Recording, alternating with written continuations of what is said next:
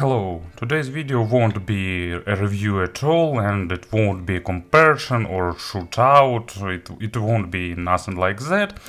So I ran out of samples for now, suppose it will change in some near future, but I thought about few formats that I can do, and actually an idea of making reviews for my knives, multi-tools and other useful stuff is still postponed. So I opened my drawer and thought to myself, oh, I've got pretty lot of Campfire audio models in my collection. So let me brag about them, or let's talk about them.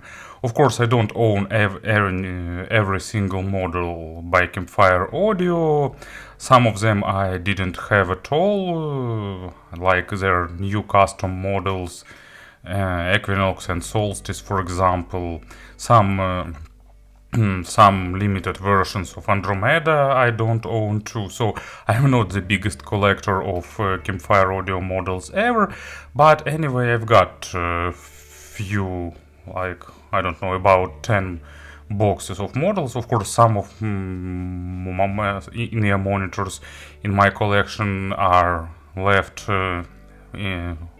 at my hometown in Nikolaev. I didn't get them with me traveling, so just few models that I currently own with me at place where I live now, and let's talk about them, maybe a bit of company's history. So Campfire Audio was founded, actually not Campfire Audio itself, but company named ALO or ALO Audio. It was founded by Ken Ball in Portland, Oregon, if I remember right, and the company was founded in 2009. It was company was creating top of the line cables. Then they've added few amplifiers and other gadgets in their lineup, and actually Continental dual mono made by them are still one of the best portable digital audio converters ever exist. But a few years later they've decided to go with in-ear monitors, and that's how Campfire Audio was born. And probably let's discuss their different models by generations. I can be a bit wrong with chronology, with time, but actually all of these models I reviewed on my YouTube account, so if you will be interested, just have a closer look. And this video will be more like, free talk, so consider it as some kind of podcast, for example. So, first three models that appeared on the market by the under the Campfire Audio brand was, actually no, these two are from the next generation, was Orion, Jupiter and Lyra. Lyra was dynamic driver in some kind of ceramic shell. I didn't have any chance to listen them. Actually, there was also a second version, if I remember right, but also I missed them, while Orion and Jupiter was with me for quite a long time.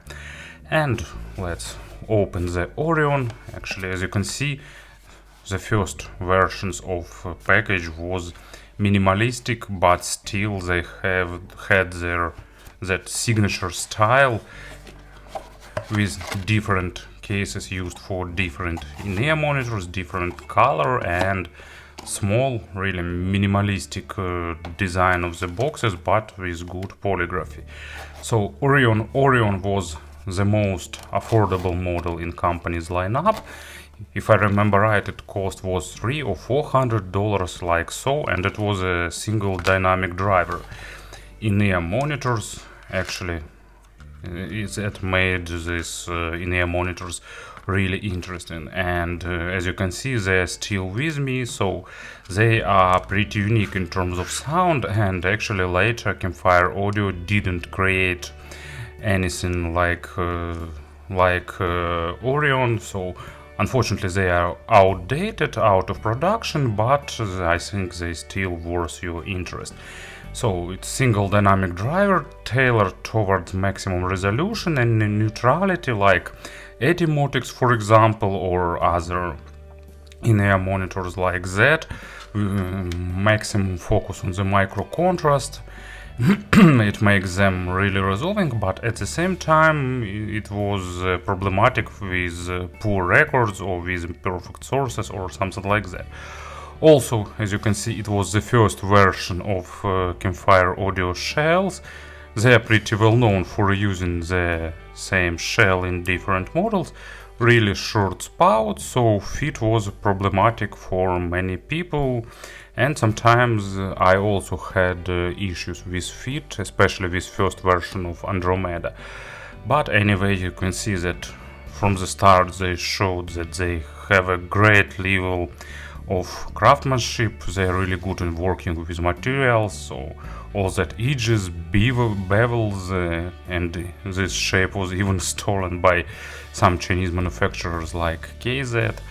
And of course, as usual, you will have with them some really good cables. First version was a bit stiff or a bit on the harder side of things, so not the most soft one, but also not the most microphonic one. But in terms of sound, it still has value for those who like totally natural, totally resolving and technical representation, so it's still model worth your attention. As I've said, I haven't tested Lyra, and Jupiter was four drivers model for balanced armatures, so their first attempt in creating multi-driver solution, and a pretty successful one. Price was somewhere about $800 or $900. I actually don't remember the exact price, so once again, sorry if I'm wrong. I'm not trying to be precise here, but actually Jupiter was resolving, technical, with good weight distribution, and actually the only issue probably I can name for it, it's a noticeable place of overlap between the mids and treble, causing a bit of unevenness on the upper mids range. It wasn't huge, but noticeable, but it was fixed later actually. And pretty short time after that, actually, Campfire Audio are really fast in the updating their model lineup. Appeared Lyra 2, then they've released Nova 2-driver in-ear monitor that was supposed to replace the Orion, but actually not everyone likes their tuning, so I think Orion was more popular than so-called successor, or anyway. So I skipped Nova, and then appeared two models that can be probably called, legendary. Of course, Vega is a bit less, but Andromeda was and still is a huge success, and it's probably number one choice for everyone who wants to enter this world of top of the line in-ear monitors. But at the same time, they have the same price, $1,100 or $1,200. I don't remember the exact figure, but actually just above $1,000. And sometimes they have sales, so it could be obtained for, roughly speaking, about $1,000. At the same time, it's the model that definitely can give the owner almost all that sense of top of the line models. But actually, let's open it. I don't have a green regular Andromeda. Maybe it's a pity a little bit, but I know at least one person who is collecting different versions of Andromeda. So Ricky, hello, if you will be watching this video. Anyway, I own two versions of Andromeda. I will later tell why I get the second one. So when I've got this limited version, of course I let regular one go. Anyway, I've got this limited edition Pacific Blue, but Andromeda also has few really great models, like stainless steel polished one white one, they were available on different markets, so if you own one of them, just keep them, because their price will grow with time, definitely. Anyway, let's pretend that it's a green Andromeda, regular one, but it's not, but anyway, it can give an idea. So let's open it. So as you can see, they are a bit unusual because I didn't used to their shape anyway, and I wanted the best possible fit. So guys from the Kiev Ambient Acoustics Laboratory created this hard half shelves for them. So actually I own Solstice even before it was introduced, so I own custom Andromedas. And if you're interested in such modification, just search my channel. I made a video about it.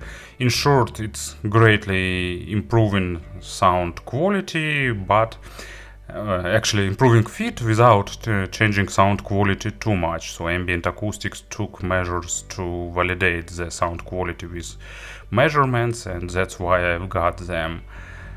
It's improved cable, it's softer, and about the same design, few different shell versions, and 5 balanced armature drivers.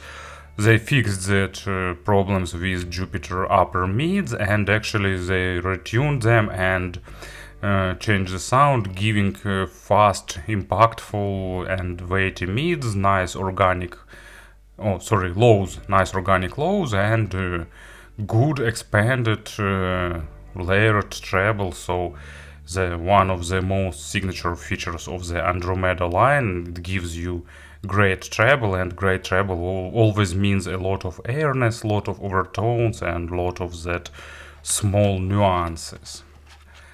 So let's put them aside. And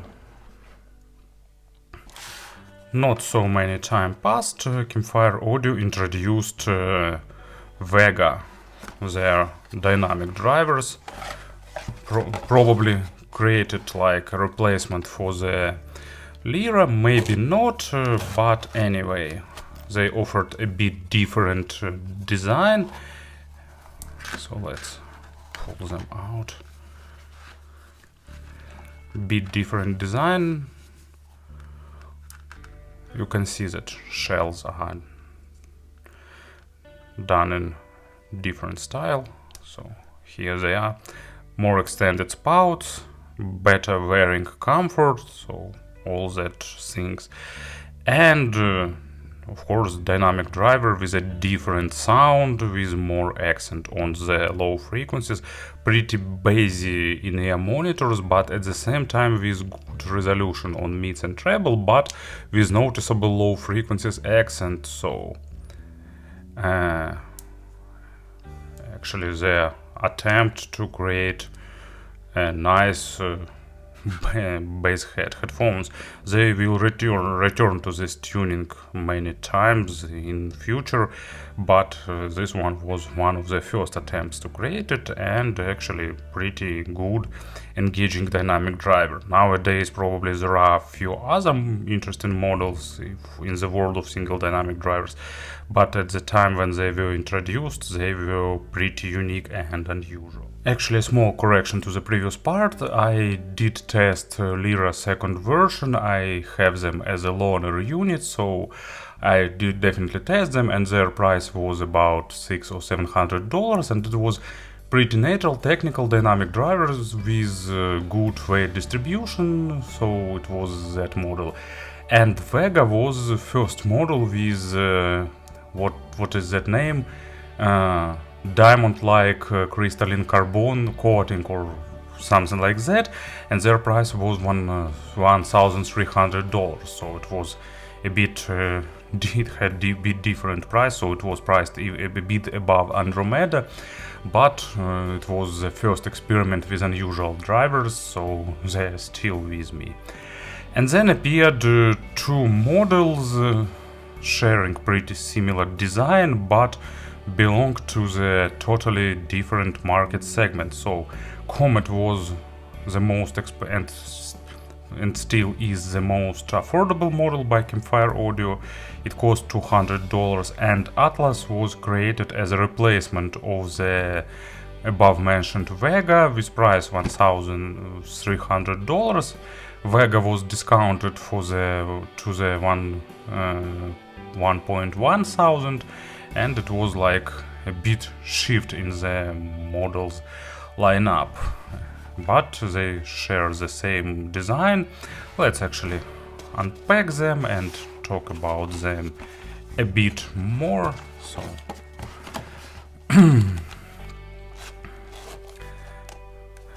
you know, I'm a huge fan of Comets. Maybe I'm one of the biggest fans of this model. Not everyone likes them as much as I do, but I think that it's a must-have in every audiophile's collection. So first of all, check out the design. I don't know any other company that can work with metal like Campfire Audio. So sophisticated, complicated shapes, unusual spouts with nice and unusual grills. Everything is done perfectly. Of course, they have a great wearing comfort. You can just imagine how easily they can be fit.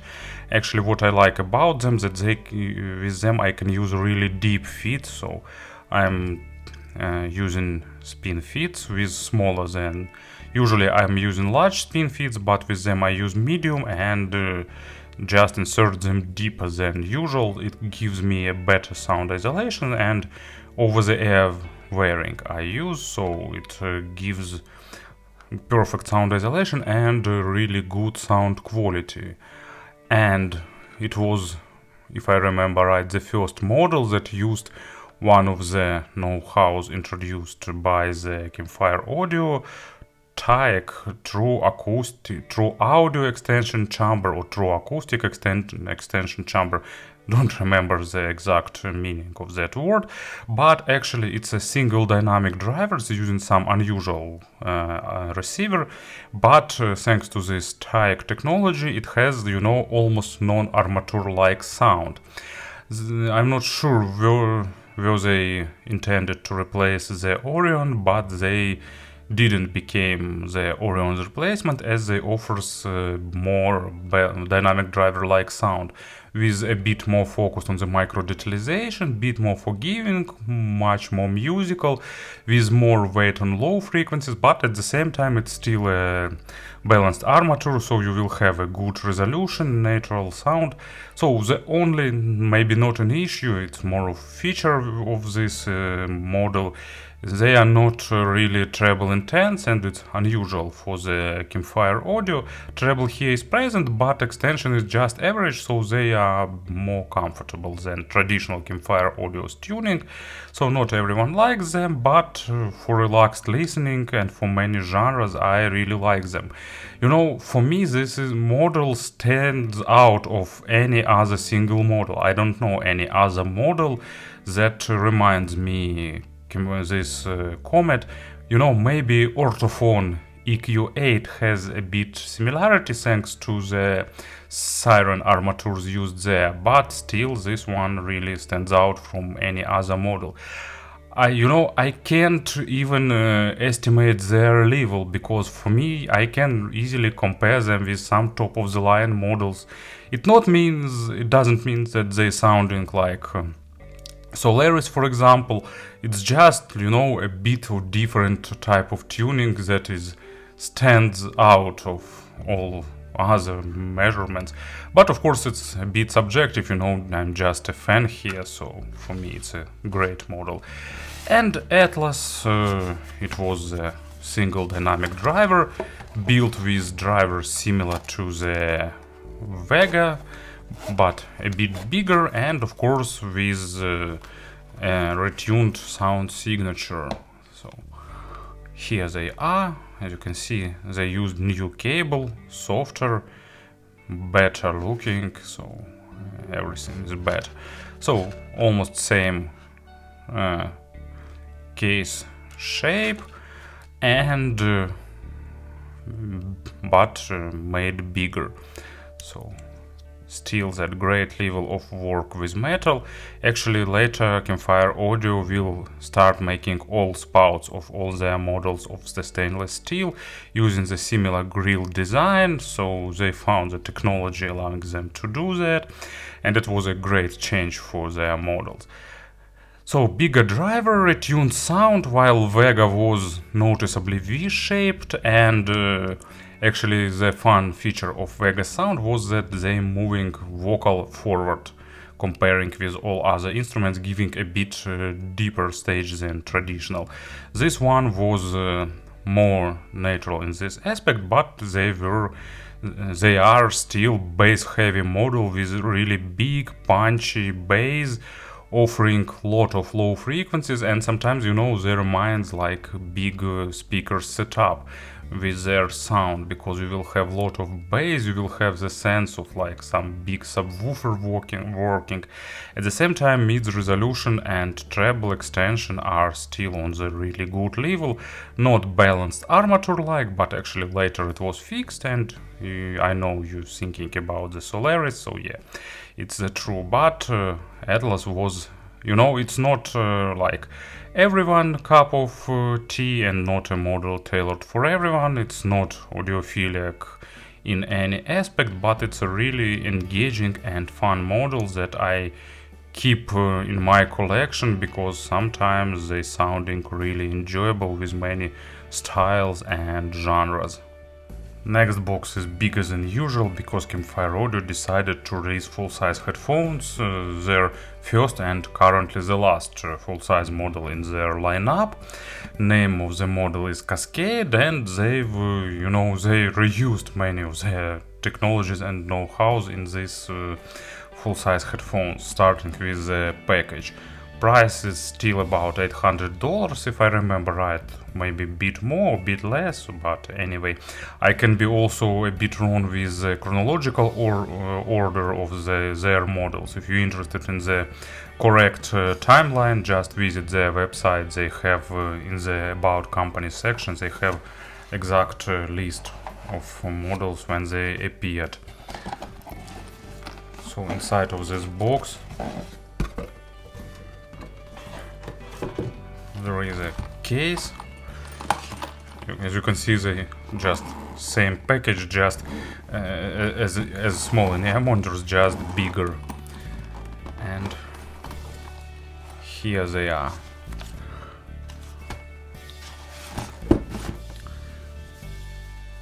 Foldable models with rotated and folding cups, with nice adjustment, with huge and soft ear pads, unusual design. You can see that unusual yokes and support, nice clicks and all other materials, so everything done on really superb level. It's totally closed back model, so there are two versions of ear pads, Fox leather one and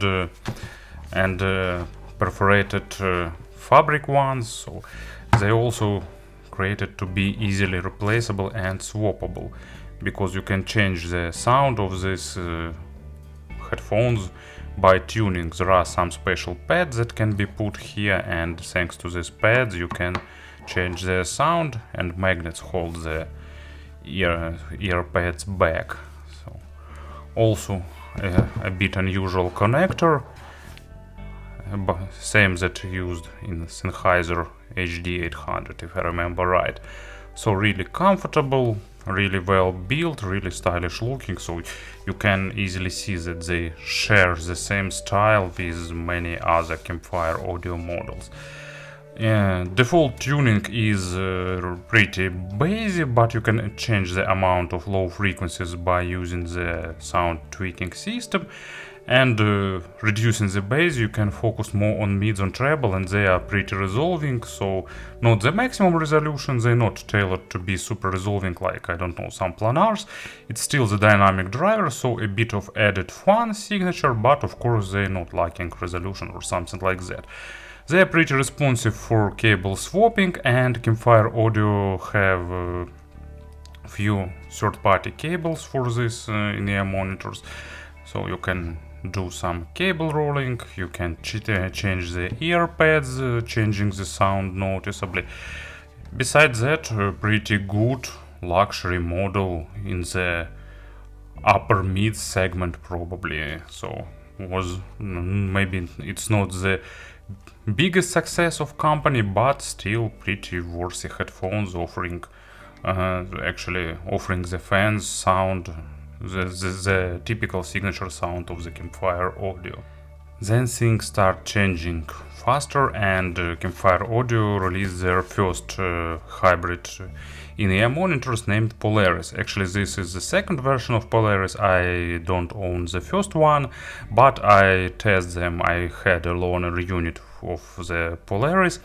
It was hybrid in-ear monitor, single dynamic driver and single balanced armature, if I remember right, but it was the model overemphasizing the low frequencies, created for those who need more punch, more kick, more impact. So, and I will talk about the second version a bit later, because then appeared the second probably model that can be called legendary. It's Solaris. It's the second attempt of Campfire Audio to create hybrid in-ear monitors, and actually it's much more successful, much more audiophilic, and actually it's currently the best offer in the Campfire Audio lineup. Price is $1,500, and it's a pinnacle of companies' know-hows, ideas, and all other stuff. So as you can see, with Solaris they used bigger box, bigger case, actually some fingerprints, I need to wipe that afterwards. Meanwhile, let's open it. And they are unusual in every aspect. New shape of the shells, new design, new cable, new everything. So nice, unusual combination of gold and black color with stainless steel spouts, and you can see that even here they've shown that they have a huge skills in working with metal. You can see a lot of different textures, a lot of different grooves on every surface, so everything is done really thoughtfully, really carefully, and with a huge attention to details. Inside they are also pretty unique. They're using that dynamic driver with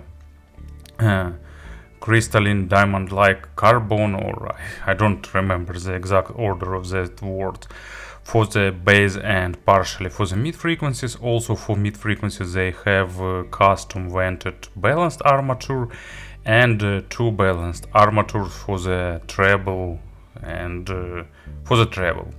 and of course true audio, true acoustic enhancement chamber. And thanks to that sophisticated tuning, it's the most engaging and the most fun tuning in the Campfire Audio lineup. Fans still argue what is better, Solaris or Andromeda, especially taking into account that Andromeda is a bit more affordable, but Solaris offers a bit bigger low frequency sounding, a bit more engaging and a bit more realistic, and they offer a bit better treble extension and layering, and they are a bit more natural on the treble, so it's a bit more fun signature, but at the same time it's a bit more natural, because you know they're highlighting naturalness of the sound, and actually it's, you know, it's the model that you need to listen, not just to listen how I'm describing it. Anyway, I did a separate video dedicated to that, so it's really worth model, really worth its price, and offering really good tuning. So let's proceed. Then Campfire Audio decided to release two more affordable models, so Polaris and EO. New type of boxes, new type of package, reminding some sweets packaging or some cakes packaging. I'm not a fan of this, of their updated package. I prefer old one more, but no one is asking me about the decisions in the package. New cases. You can see they correspond the color of the outer wrap, so great attention to the details. Nicely done. So yes, that's true. And inside we'll have the in-ear monitors themselves. So it's the hybrid Polaris, single dynamic driver and single balanced armatures with all that know-how implemented, true acoustic enhancement chamber and other stuff like that. New cable, now it's dark smoky one, and updated version of shells with longer spouts, giving better fitting comfort. Of course, Andromeda also shifted to these new shells, so with new versions of Andromeda you will also have a better wearing comfort, so no need to go that way of tuning, of making custom shells, unless you want better sound isolation. So you can see small vent holes, and of course great design, nice, really attractive deep blue color combined with black spout. Regular version, first version of Polaris was blue with black, and this one is solidly blue and black is only spouts. Nice design, so as usual. In terms of sound, they are also on the bassy side of things for those who prefer accented low frequencies, but with more robust and better developed upper mids and treble comparing with regular Polaris. So they are still bass heavy model, not super bass heavy, but still bassy, and of course V-shaped in signature, so don't expect the maximum mids performance, but of course mids are good, but main accent is done on the upper mids and treble, so it's a V-shaped signature for those who like such sound. And I/O, it's a dual balanced armatures, actually the resort of the Nova. You can see that here used this red case, and actually, as you can easily guess, earphones share the same color.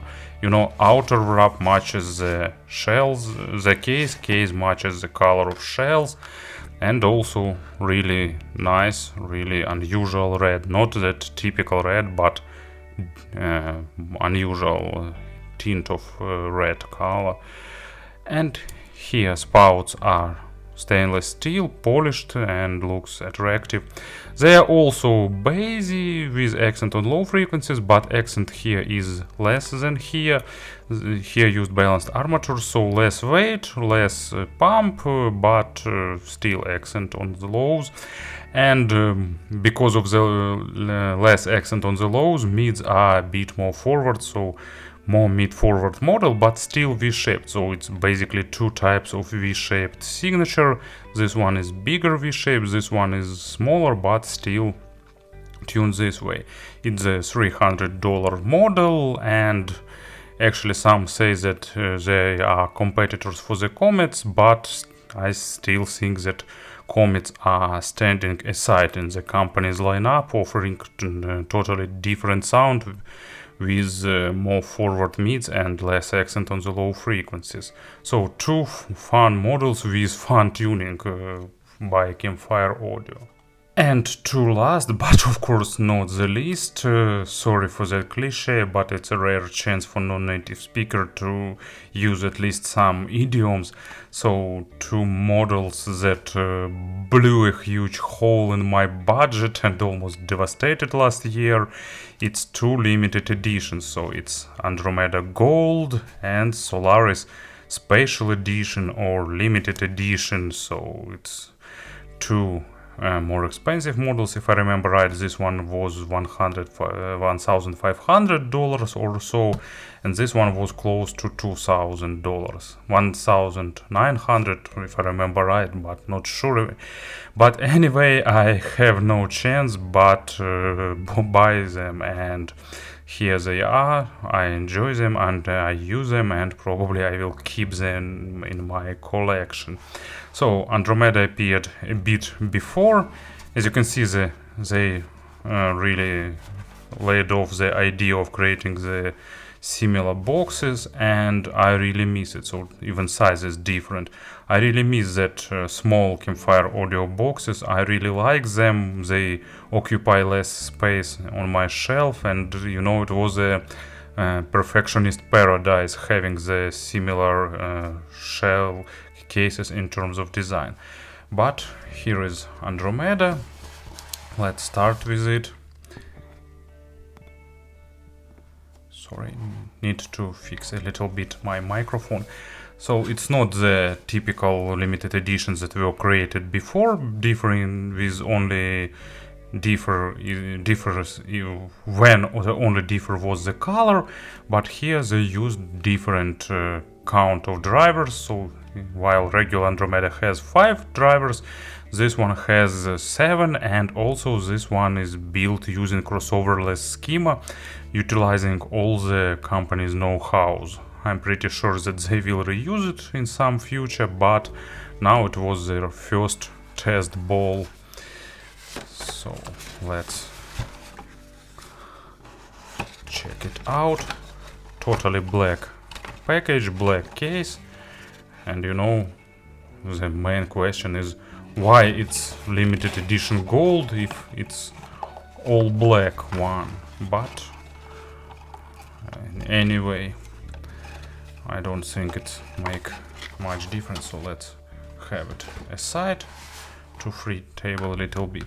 In terms of design, it reminds classical Andromeda, pretty similar in terms of shell, in terms of construction, so with new updated spouts, but it's also used in modern regular Andromedas too, so pure black, looking clear.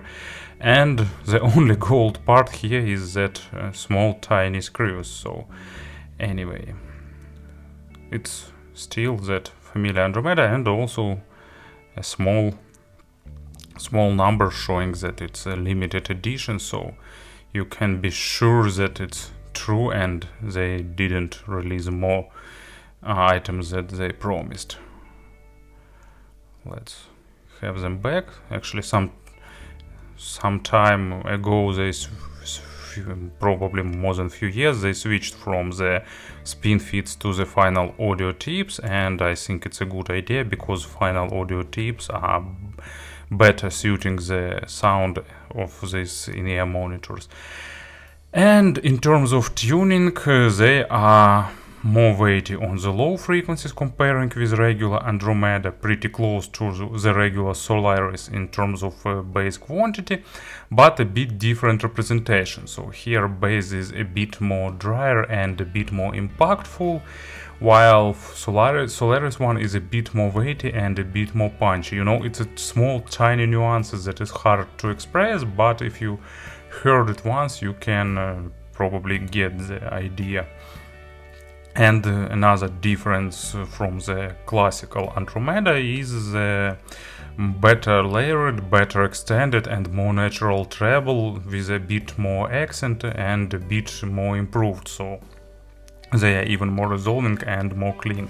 So noticeable step towards more engaging tuning.